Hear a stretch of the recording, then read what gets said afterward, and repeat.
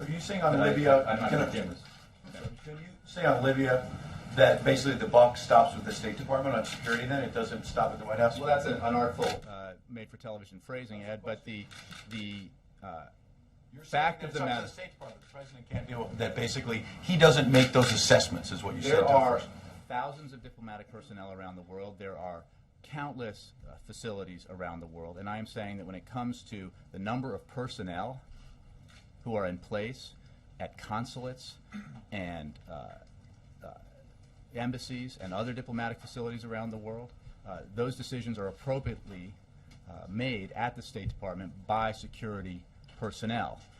When it comes to funding, yeah, this president fights to make sure that embassy security and diplomatic security is adequately funded, make sure that that funding is restored when efforts on Capitol Hill are made, principally by House Republicans, including Congressman Ryan, to slash it in order to cut taxes for the wealthiest 2% in this country. You bet. That's the president's responsibility, and he has demonstrated that he's kept that responsibility. To be clear, you were saying from this podium that the president and the vice president have never been briefed about the fact that security, more security, was needed in Benghazi. You're saying they were never in the presidential daily briefing, never briefed. What I'm saying is that matters of security personnel are appropriately discussed and decided upon at the State Department by those responsible for it. Right. Obviously, it is the case that everyone responsible for national security in this administration, and those I believe who are knowledgeable about it on Capitol Hill, have long been aware of the fact that Libya is a dangerous place. So then why did the vice president say that he and the president were not briefed? If what you are doing, Ed, and I know you're conscious of it, is actually saying something that was not said last night. What the vice president said was that we weren't told they wanted more security. There's what he said. That's correct. And he is talking about never briefed. That's clear. He was never briefed that more security was needed. There was a 4.5-hour public hearing where this issue was talked about, where the very specifics of requests for security personnel were made, were adjudicated at the State Department. Unless you were listening to another briefing that I wasn't, that there was no. I just want to be clear. It was never in the presidential daily brief or anything like that. Right. I'm not going to sit and talk to you about this the detail. No, I'm not, Ed. I'm saying that matters of how many personnel are assigned to embassies and consulates and other diplomatic facilities are not decided at the White House. Okay. They're decided at the State Department. Okay. And so then on September 10th, you put out a press release that said that the president himself was briefed, not the State Department. The president was briefed about consulates and other installations around the world and the security posture ahead of the 9/11 anniversary. So are you now also saying that in that briefing, the president was not told that about security problems at Benghazi, a consulate that had been targeted? I can tell you absolutely he was not that there was no actionable intelligence that suggested there would be an attack at the Benghazi facility. Absolutely, categorically. That is a fact. So was he briefed on that day? This was a consulate that was targeted several times.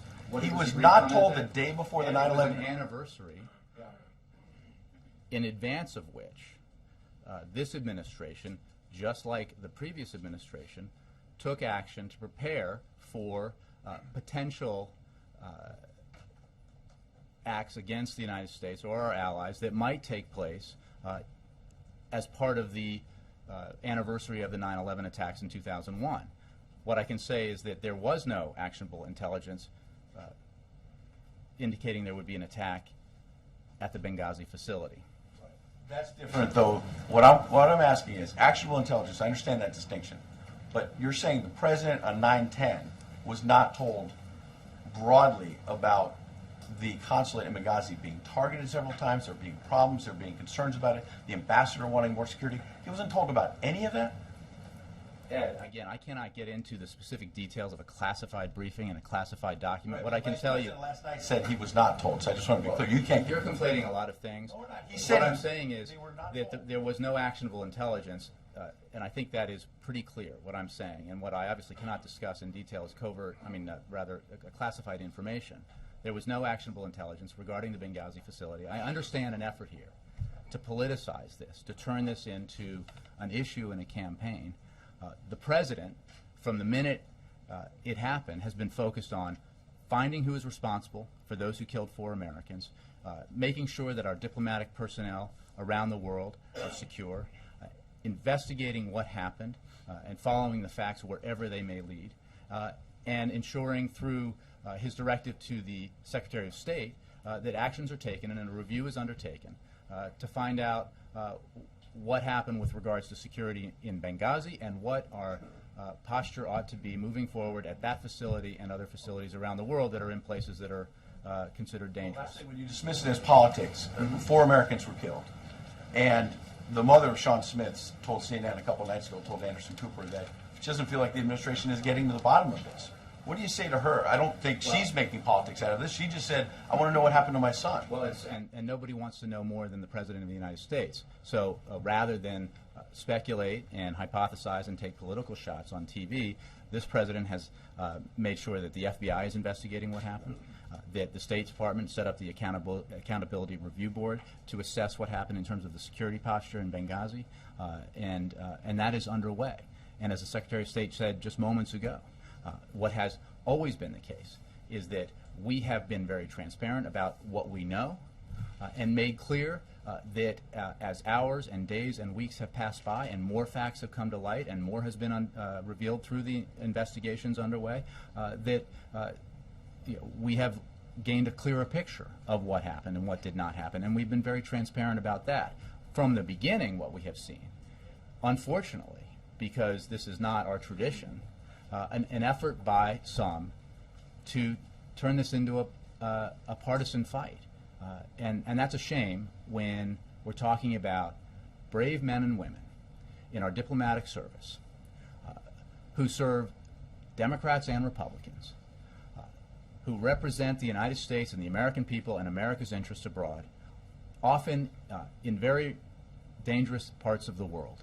And that is sometimes forgotten by many because much due attention is paid to our men and women in uniform who are in dangerous parts of the world. But the fact is that we have a lot of civilian personnel in places like Libya, in places like Afghanistan and in Iraq and other regions of the world where there is risk involved in serving your country and representing America's interests.